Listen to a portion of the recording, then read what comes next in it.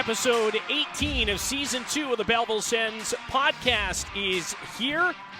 Playoffs are inching closer. The Senators with under 10 games remaining will break down an important split of a series in Laval last weekend. We'll get you teed up for two more games on home ice this week as the Springfield Thunderbirds and Syracuse Crunch visit CAA Arena.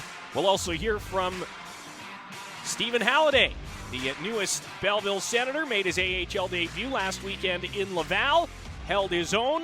We'll have some thoughts on his performance, and we'll hear from the former Ohio State Buckeye as well on this 18th episode of Season 2 of the Belleville Sens podcast. David Foote here, Brock Ormond along as always, and pretty important couple of games last weekend in Laval, Brock, especially coming off of the home stand that did not go so well. The Senators had lost 4 games in a row, and we're in a bit of a tough spot heading into the weekend in Laval.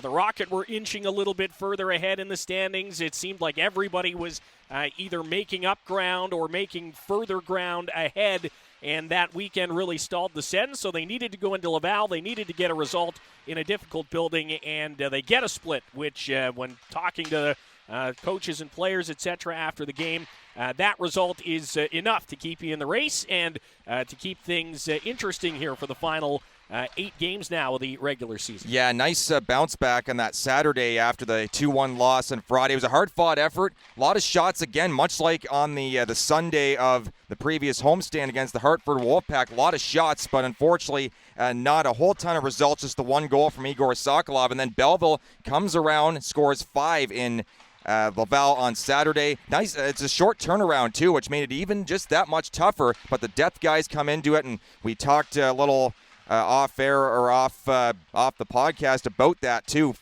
Oscar Pettersson comes through. Jacob Larson gets 4 points. Yuri Smakel scores the eventual game winner on a breakaway. It's all those guys that need to step in when you're missing Angus Crookshank and you don't have Igor Sokolov. If you don't have him scoring, which he did on the weekend, if you don't have all your top guys playing well, you got to have those depth guys that come through. And Oscar Pettersson certainly has made big strides in his couple of months here in Belleville, so he was a big factor. And overall, the Sens just turned it around and blew right past the Laval Rocket in what was a really strong effort coming off the 4-game losing skid. And they come through and they find a way to pick up a much-needed 2 points to keep themselves very much in the race. And even though there's still 3 points separating them from one of those spots, they're definitely in the mix to try and secure something. But that Saturday game was huge. They needed that victory. Maybe not a must-win, but pretty close to it. A must-win as humanly possible. Yeah, just about everything right now is essentially a must-win without the caveat of do or die. You're not eliminated today if you don't win. But every loss is going to make the road to the Calder Cup playoffs that much more difficult.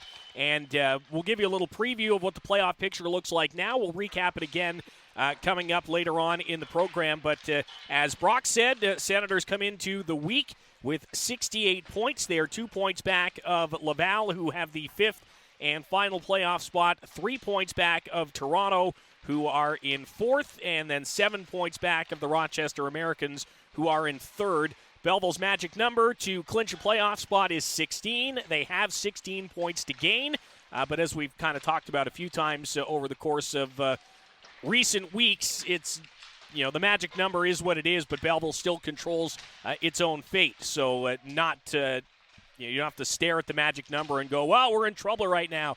As long as the Senators take care of business through their final 8 games, they should be just fine. They'll play Syracuse twice. They'll play Rochester twice. They've got Laval 2 more times.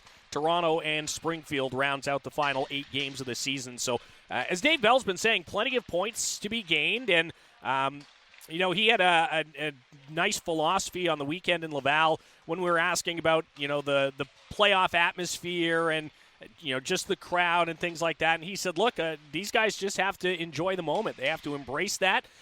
They have to dig deep, and if they want to be a playoff team, they're going to have to get themselves in and really, again, just embrace the moment. He also had a really good quote on the weekend. You talked about the Saturday game where it was, really the depth guys who were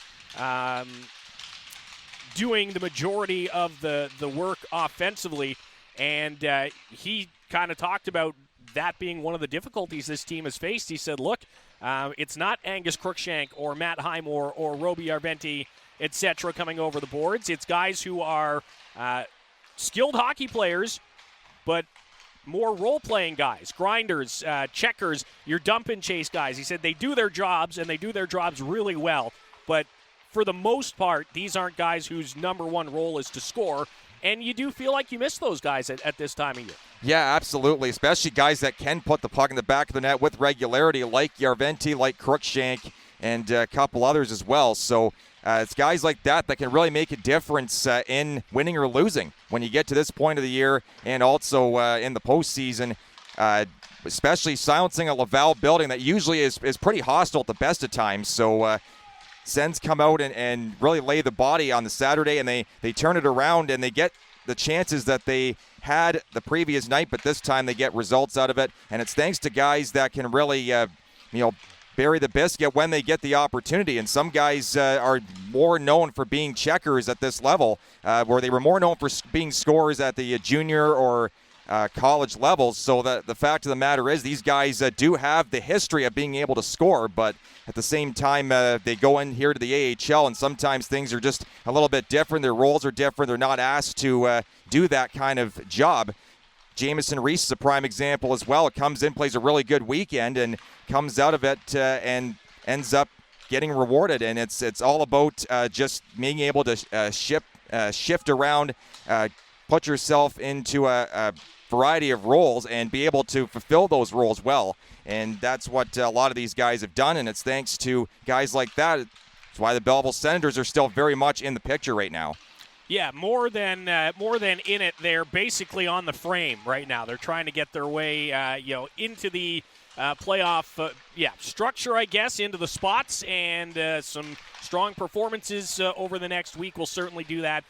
After the way that last week went at home, and maybe we'll just do one more thought here on the games coming up this weekend quickly. Again, we'll get more into things in our final segment, but after the way things went last week at home, the Senators, really could use 2 wins here on home ice this weekend. It'd be extremely critical with just 2 more home games left after the weekend. Yeah, absolutely. This is as crucial of a home weekend as you're going to get. It's the last time that the Sens will play 2 home games back-to-back here at CAA Arena. So really hope that people can show up and show out here for the Belleville Sens, because they certainly deserve it. Springfield Thunderbirds are a team very much in the same spot as Belleville. They're 5 points beneath the Sens, but they're in the opposite division in the Atlantic, and they're still on the cusp of trying to usurp teams and make it to that playoff picture. So they definitely have a lot to play for. They have a lot of incentive. And then, of course, the Syracuse Crunch, a team that Belleville has actually done really well against, 4 wins in 5 games. So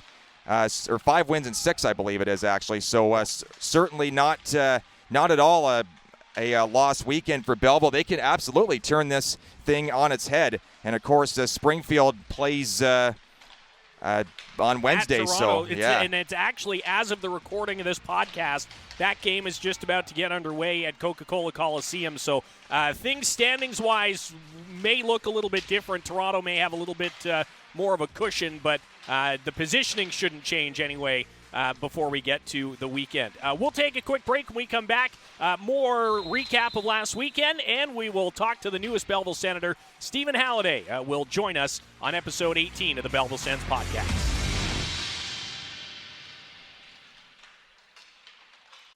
Stay ahead of the game. Plan now for the next season of Belleville Senators hockey. 2024-25 renewals and new seat packages are on sale now. Visit BellevilleSens.com to receive information on pricing and learn about the exclusive benefits season seat members receive. Because you want to be in on all Sens hockey action. Plan to get in the game. More on season seat memberships at BellevilleSens.com. Go Sens, go!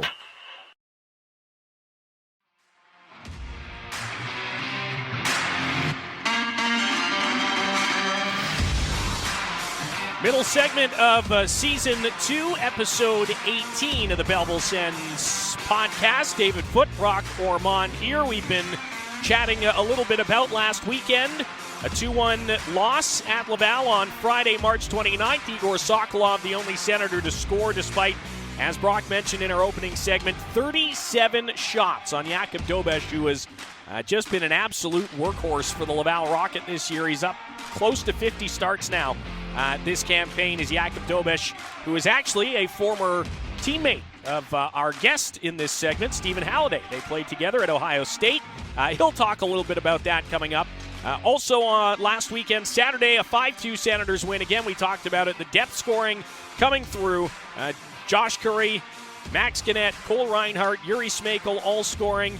And a 4-point night for Jacob Larson. A goal and 3 assists from the back end for Jacob Larson. So, again, it's a true team effort right now, as we talked about earlier, with all the big guns missing and, most of the big guns missing or up in Ottawa. And the Senators really did come together as a group. Let's maybe just get a thought on Jacob Larson real quick here, Brock, before we continue on.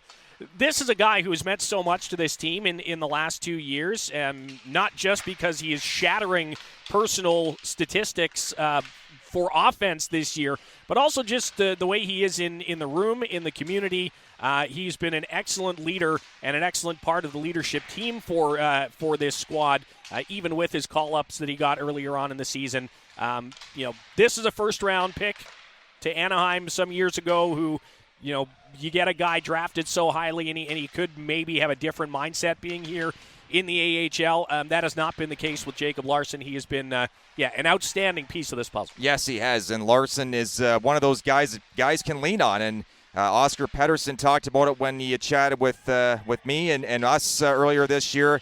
Larson has been one of those guys that can make you feel comfortable and kind of show you the way of life in Canada, because he's been here for a bit, North America really in general. And on the ice, he's one of those leadership type of guys that can lead by example, and he's a good two-way guy. Offensively, of course, he loves to jump in the rush and make plays, be creative, but also mind his store defensively. And it's part of the reason why he has been in such a strong AHL vet, and part of the reason why he's gotten that NHL call-up, like you said. And you mentioned during the broadcast, I believe on the Saturday, actually, when he said you saw him sitting down in the tunnel or in the hallway, just kind of sinking in his own thoughts and just, maybe being a little hard on himself for not being able to help his team win. But then he goes out and he fuels it. He uses that to fuel himself for 4 points. And that's the kind of guy that's the difference between a guy with a professional mindset and a guy that's still trying to shake off the cobwebs from junior or college, that, maybe things came a little easier to him and he didn't have to face as much adversity. Here in the AHL, it's sometimes it's adversity every second day because things go back and forth. The pendulum swings so much. And outside of a team like the Hershey Bears, who have been just dominant this year and last, the AHL has a lot of teams that can win or lose on any given night. Jacob Larson understands that. He, has his thoughts run through him. Then he just turns it around, flips the page, goes into a new day, ends up winning, and that's the difference between a professional and a guy that's still trying to learn. Still on the blue line, you also get a goal for Max Gannett. His 91st point in the AHL makes him the new all-time leader in points by a Belleville Sens defenseman. And at our partnership event earlier this week, head coach Dave Bell highlighted some of the accomplishments of a few of his players this year, and that was one of them for Max Gannett, not just breaking the franchise points record for a defenseman. He was selected to the AHL All-Star Classic, didn't get to go because he was injured, but like Jacob Larson, this is another guy who makes a big impact offensively, but it's his stalwart defensive play that makes the biggest difference for this team. Just the defense core in general for the Senators all season long has just been so steady. It's why they have one of the lowest goals against in the league. And, Max Gannett's been another big piece of that as well, and just why this team's been so successful. Yeah, Gannett's a guy that's getting a lot of traction now. Ottawa Sens fans are wondering if he may not be a full-time member next year, and it's because of his play here. And David Bell's put a lot of trust into him, put him in the top 4 whenever he's been down here, and much like Larson, he's got that professional mindset, and he comes out every day determined to win. And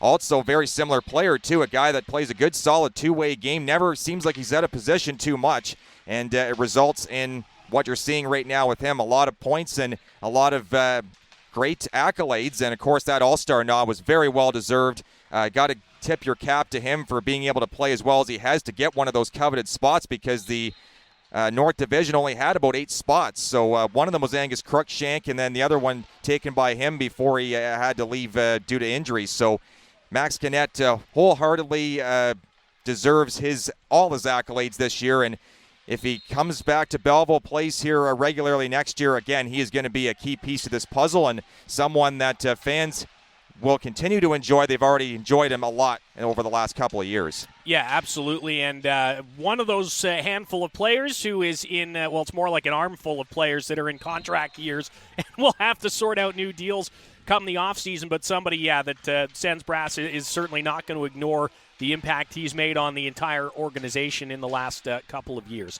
So a couple defensemen making, again, big impacts for the Belleville Sens on the weekend, and one new young forward hoping to become an impact player for the Senators at both the AHL and NHL levels is Stephen Halliday. His bio says he is from Ajax. I know he does a lot of his off-time living south of the border, but here's a guy who is nominated for the Hobey Baker Award for the best collegiate player in the NCAA in the U.S. He is somebody that Sens brass has been keeping a close eye on. He led the Ohio State Buckeyes in points as a rookie last year, or a freshman, I should say, and a guy that the Senators are really keen on, and there's a reason that they brought the 4th-round pick in 2022 up to Belleville now, and you'll hear from him in a little bit about making that decision to leave school, which can never be easy, but this is another guy.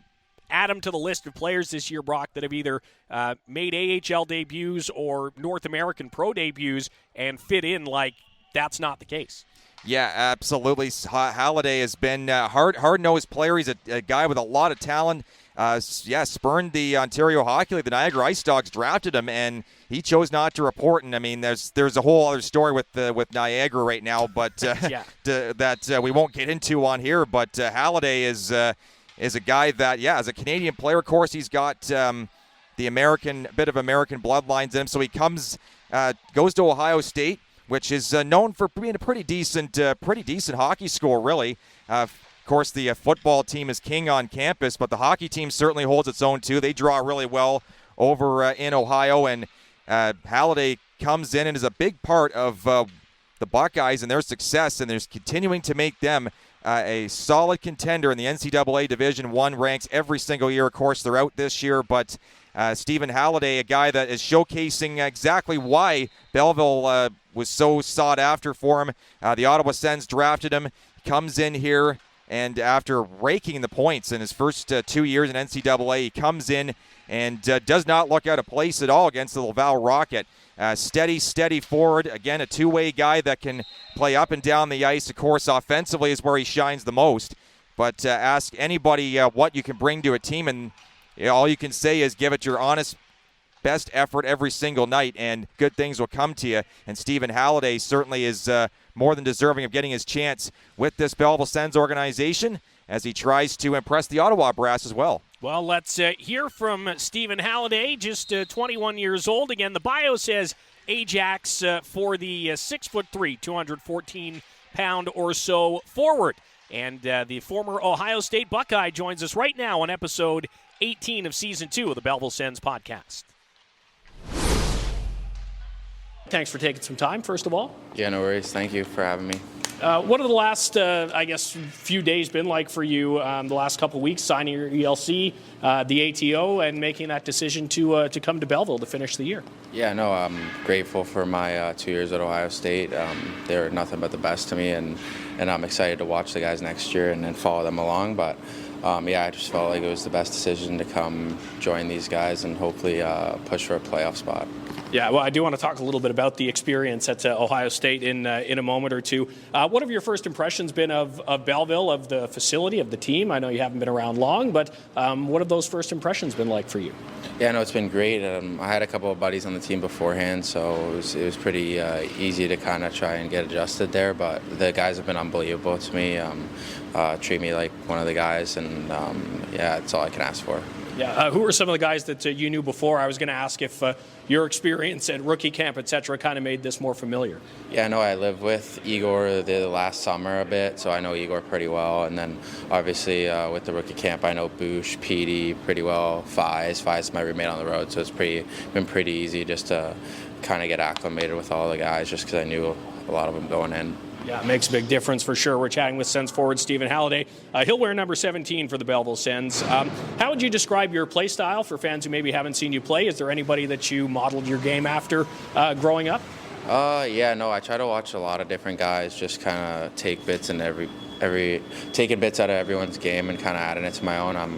I would say I'm a center that likes to pass the puck, good two-way, I believe, makes plays and kind of just plays his game. What was it like playing at The Ohio State University? Where do the hockey guys fall on the spectrum with football and basketball and some of those other big sports there? Yeah, no, we're definitely not the big dogs on campus, but the football teams, obviously, they're world class, so it's always fun to go around to those games and stuff. And then this year, or the past couple of years, we shared the facility with the basketball, women's and men's, and the women's team was really good this year, so it was always fun to watch them play like Iowa and those big teams, and they were really good, so it was fun following along with them. Yeah, what's life like as a college hockey player? It's maybe a little bit of an unfamiliar route for some of our fans day to day, and I guess kind of balancing the competitive hockey schedule with school and everything else. Yeah, no, we would kind of just practice in the morning, do our workouts in the morning, and then every guy would kind of go every which way to different, whether there's a business school, guys got different classes and stuff, so we kind of split up there, and then a lot of us lived together, and so they obviously would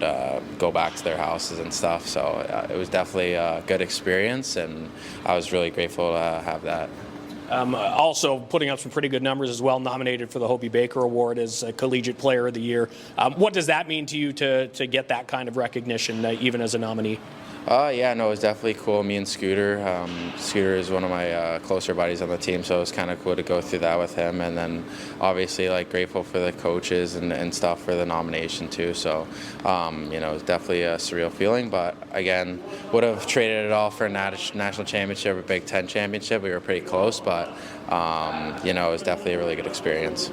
Well, you got a chance to help the Belleville Sens now get into the playoffs. How much are you looking forward to this challenge, and what are you hoping to add to this lineup down these final 10 games? Yeah, no, I'm really excited to get into the lineup, kind of just see what it's all about. And we're playing my old goalie, Dobis, played at Ohio State last year, so it's always good to go against those guys. And but kind of try and bring my game and kind of just do whatever I can to help the team win. So I think that I'm just going to try and go out there and play my game. Well, we're happy to have you. Looking forward to seeing what you can do. Thanks again for the time, Steve. Welcome to Belleville. Yeah, no, I appreciate it. Thanks. So there's Stephen Halliday, former Ohio State Buckeye. Again, the Ottawa Senators' fourth-round pick in 2022, 104th overall, has played 2 games for Belleville, yet to find a point. But as we talked about, has been fitting in nicely, not looking out of place.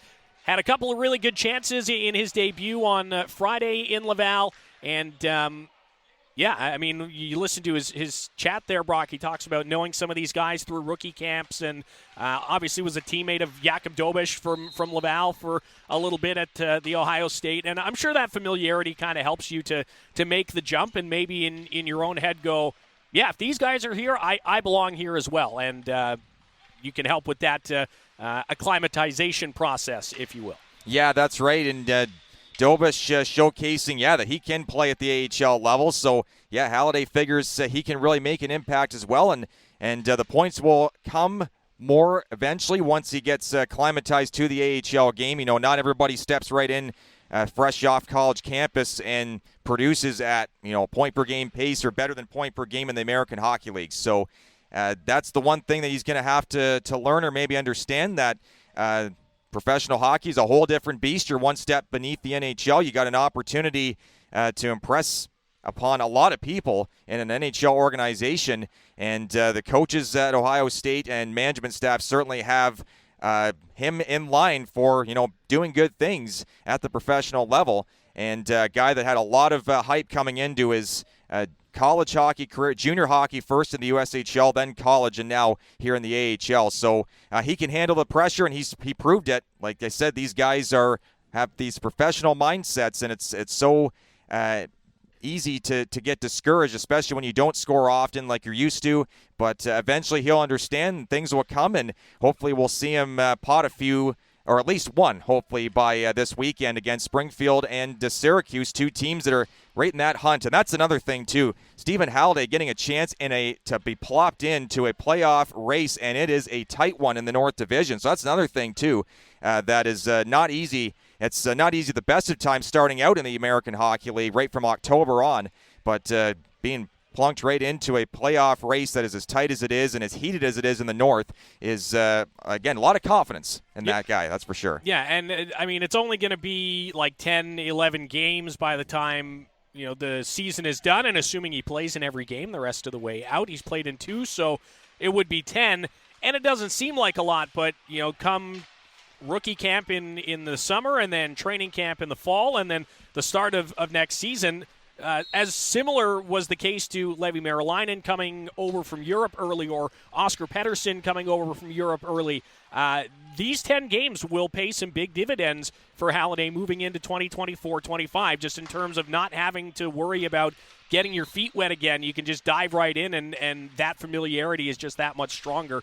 It might not seem like it makes a big difference, but it should do moving forward. Yeah, it helps you establish yourself for sure, and you already know the coaches. So you know Coach Bell, you know Coach Dennis, you know Coach McKeever, you know all the training staff and the management staff too, like Ryan Bonus and Steve Staios. So it's not a feeling out process once you get into camp in September, October 2024. You have the opportunity to have already played games and say, hey, I know I can play at this level. I played here for the end of last year, and I played right in the middle of a heated playoff push. So no doubt about it that the American Hockey League helps you learn a lot of good lessons, and certainly those lessons are better heated at the end of a season when you're in those intense games, and then you go in to the start of the next season knowing that you already have not necessarily a spot locked up in the American Hockey League, but certainly you get a better opportunity and a better sense as to what you're dealing with when you go into a situation like that. So Stephen Halliday will play his third and fourth games as a member of the Belleville Senators. Springfield here on Friday, April 5th, the only visit for the AHL affiliate of the St. Louis Blues this season. And then Saturday, April 6th, it is Country Night presented by Cool 100. Lots of stuff going on, including a chance to win tickets to see Tim McGraw. And that matchup is, of course, against the division-leading Syracuse Crunch. So really important ones coming up here at home this weekend. We'll break those down a little bit more when we come back to Season 2, Episode 18 of the Belleville Sens podcast, only on the Belleville Sens Entertainment Network.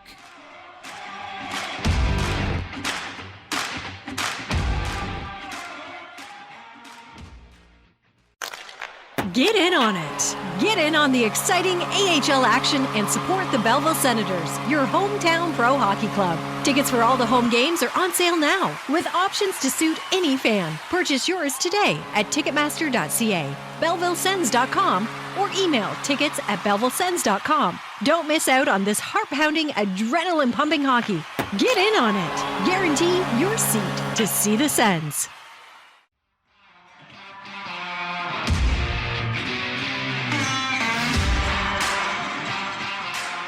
Last segment of episode 18 of season 2 of the Belleville Sens podcast. Thanks again to Stephen Halliday for his time in Laval last weekend before making his AHL debut, which was successful. He'll look to find the score sheet this weekend, as we mentioned, against the Springfield Thunderbirds and the Syracuse Crunch. David Foote and Brock Ormond here as we get set to preview those couple of games here at CAA Arena this weekend.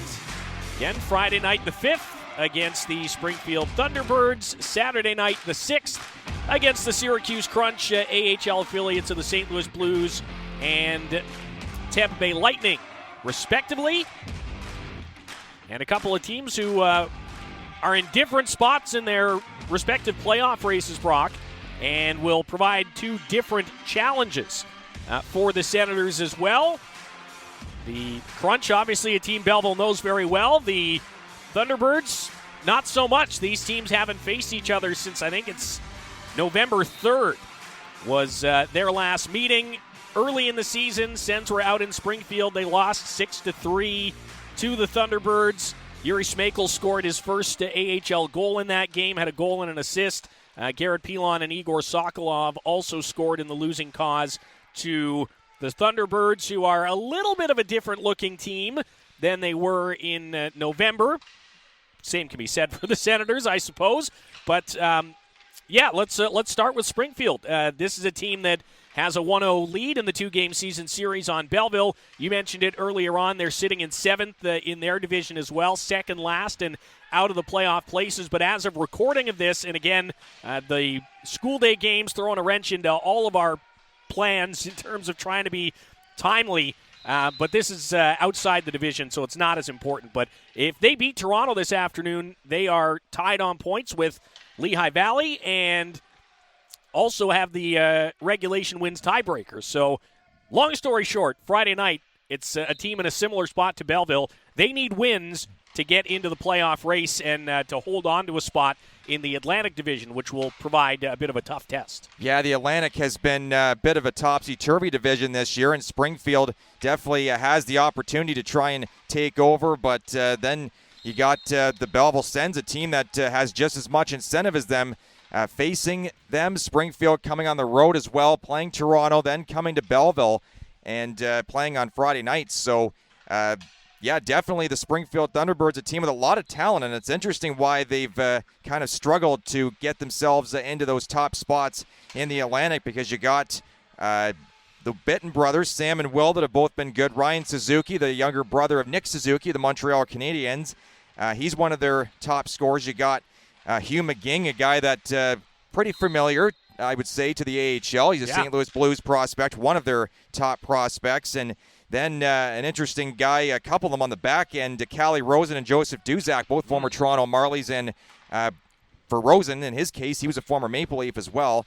They're a competitive team. They got another interim coach. So much like Hartford when they were in here back last Sunday or a couple Sundays ago, they got an interim head coach in Daniel Tkachuk, former OHL standout with the Barrie Colts. So it's one of those things where maybe they're trying to switch things up and give themselves a different opportunity and a better chance to win with a new voice in the room, much like Belleville did last year with going to Dave Bell from Troy Mann. So we'll see if that ever materialized itself. But both these teams, we know for sure, even though it's an opposite division, intra-division battle, we know that both teams have a lot at stake. So you got to think both teams will be ready to play, and they shouldn't care whether it's Springfield or whoever, whether it's in the division, out of the conference for that matter. They got to just win, and they got to take care of their own business first. Of course, they'd be rooting on Toronto to win, which is weird to say probably at this point. In the Wednesday game, they would be rooting for Springfield to beat Toronto so that Belleville can have another chance to go in, beat Springfield, and then move just that little bit closer to the Marlies. So at this stage of the game, Belleville just has to take care of their own business. They love to see the Thunderbirds pull out a win, but if they don't, then they just got to take care of themselves going into Friday and take them down. Yeah, points are points at this time of year. That's really the long and short of it. And to mention the coaching situation in Springfield, it's because Belleville-born Drew Bannister is now the interim coach of the St. Louis Blues and trying to earn himself a full-time head coaching job in the NHL. So that's why they went with that switch, as you mentioned, and they did have Malcolm Subban at the start of the year. Springfield did. He's since been traded, and it's another tough team. They've got the scoring threats. As you mentioned, the Bitton brothers have been outstanding. They have Mackenzie McEachern, who had 3 assists against Belleville. They have Adam Gaudette, who is one of the leading scorers in the American Hockey League this year. Thankfully, Nathan Walker has been up in St. Louis for a while. That's the Australian sensation, the little guy from down under, who's been fantastic for St. Louis. No Matt Kessel either. And, again, it will be a tough test. They've got some pretty good goaltenders as well. So that's Friday night against the Springfield Thunderbirds, a battle of number 7 teams who are both within striking distance of the playoff picture. A bit of a change in the storyline for Saturday, though. Country night presented by Cool 100. Lots of prizes up for grabs. We've got a pair of tickets to go see Tim McGraw that'll be given away at an intermission. So you'll want to be in the building for your chance to win that. But you go from the Springfield Thunderbirds, who have Ormond, 63 points on the season, 5 more than Belleville, to the Syracuse Crunch, who now have 80 points on the season. They have a 12-point lead on Belleville at the bottom of the division. The Senators do have a game in hand on the Crunch, but, the last time Belleville and Syracuse saw each other, they were only 3 or 4 points apart. And since then, the Crunch have gone on a tear. The Cleveland Monsters have fallen off a little bit. And Syracuse, depending on how they do in Laval on Friday night, could come into Belleville with a chance to clinch their playoff spot on Saturday. And if that's the case, that's going to add a whole new level to this rivalry, to this season series, and to this critical playoff battle. Yeah, is it ever? And Syracuse is a team that, again, there's always these teams that other teams seem to have advantages over. Last year, Belleville had Laval's number for whatever reason, 9 wins in 12 games. This year, it seems to be Syracuse. They've won a bunch of games against them. Syracuse did take the last meeting between the two teams out in Syracuse, New York. And the Crunch, again, a team that, for whatever reason, Belleville's just been able to find ways to win against them. And that's the thing that is so weird about the AHL is you just never know, or any league for that matter, just never know who's going to have their number over the course of seasons. But the Syracuse Crunch have a very balanced offensive attack. Alex Barré-Boulet came back. He's been a big boost to them, and I think that's part of the reason why the Crunch have gone on the tear they have. Mm-hmm. Gabe Forche, Gage Gonzalez, Gabriel Dumont, Cole Koepke, Lucas Edmonds, Jack Finley, Daniel Walcott, Felix Robert. Like the list goes on and on up front. They got one of the steadiest defenses in the league with a lot of big lads. You got Sean Day, 6'3", Philippe Myers, 6'6", Quinn Scheemann, who was just acquired, 6'2". He was picked up at the deadline. Tyson Feist is 6'3". He's been feisty all season. Yeah. He got Declan Carlisle, a guy that we've talked about a bunch, former Wellington Duke, and also NCAA Division I standout with Merrimack College. So that's a team that's hard to beat defensively, and at the best of times, you're not going to be able to get a whole ton of goals against that team. Belleville, though, can outscore Syracuse when they can. 6-5. They won, I believe that's the last time Syracuse played here, and Belleville was back on Valentine's Day, February 14th. 6-5, Belleville won that one. So it's like this, for whatever reason, the Sens just seem to have the Crunch's number, but of course the previous stats and history goes out the window when you're dealing with other games, and obviously Syracuse is going to have a lot of incentive and a lot of spark to try and take playoff spot, and then eventually maybe seal down the division against the Cleveland Monsters team that has been up atop all season. Syracuse has been trailing them, and look at what happens late in the year. Syracuse goes on a big run. Cleveland drops off a little bit. They have a couple losses, and all of a sudden the division complexity looks different. Syracuse would love to get first, and of course, one step to that is getting a victory against Belleville and not having to play in those first 2 rounds. And again, second, third place still not out of the picture for the Senators because of how many games they have left and who they have left to play.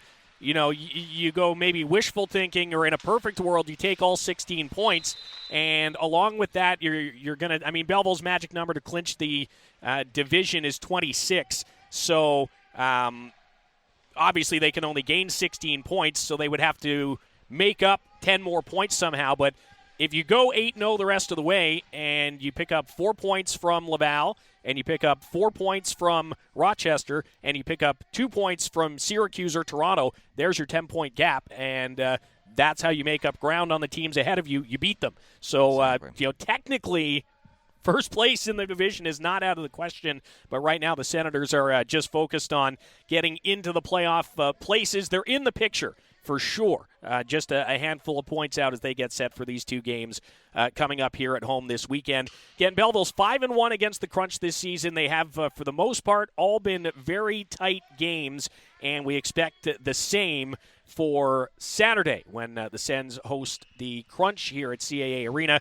Again, 7 o'clock puck drop for Friday against Springfield and Saturday against Syracuse. Plenty of group activations still available to be sold, and some premium seating options as well. You can head to BellevilleSens.com for info on that, or you can shoot an email to tickets@BellevilleSens.com. Our ticketing team would love to get you set up this weekend. We said it last week on the show, Brock. These guys have been working their butts off all season long. They've been grinding. They've been doing everything they can to stay in the picture, despite all the up and down, despite the injuries and the recalls. Dave Bell at our partnership event last night shared a slideshow presentation with kind of trying to educate our corporate partners on those challenges, specifically dealing with roster fluctuation. He showed, the roster from the season opener in Hershey to now, and there's like 6 new players that weren't on the roster, and there's like 9 guys who were that aren't here currently. So there's been a lot of turnaround. And just to put the injury and recall number into perspective, the stats the coach shared last night: 239 man games missed due to injury, 145 man games missed due to NHL recalls, and 93 games played by players on PTOs this year. So the chemistry has been difficult to have some continuity, but this team has been doing a really good job as best it can at keeping that going, and they deserve to have a full, loud, boisterous crowd here to support them and help them push that little bit further. Absolutely, and 93 games on PTOs, that number is, well, it's not unheard of, but it's a lot, and didn't think it was quite that many, but good on the Belleville Sens for staying very much competitive in the North Division picture, even with that. And the guys on PTOs have been great. Like Kyle Betts was on one. He was outstanding, earned himself a full amateur contract. Oren Centazzo had a goal in one of his games. A couple other guys show well. Cam Saprika, nice to see him get his opportunity, the Belleville boy. But the Belleville Senators, yeah, you're absolutely right, David. They need your support. And, of course, there's a lot happening in the Quinte region these days. But you definitely want to see everybody come out to watch this team because they're deserving of it. Again, the back-to-back home nights, like to see the building filled, like not just half full, not 3/4 full, but full. And we'd love to see people take the time to come out and support this group because they deserve it. The Sens have been a good team all season, and if you know a Sens fan or St. Louis Blues or Tampa Bay Lightning fan, I'm not sure if I do, but definitely make sure to bring them out or encourage them at least to come out and support because it's well deserved. And the Sens keeping themselves going from Laval. They're a team that can score in bunches, and when they're on their 7-game win streak earlier this season, they showed that they can score at will when called upon.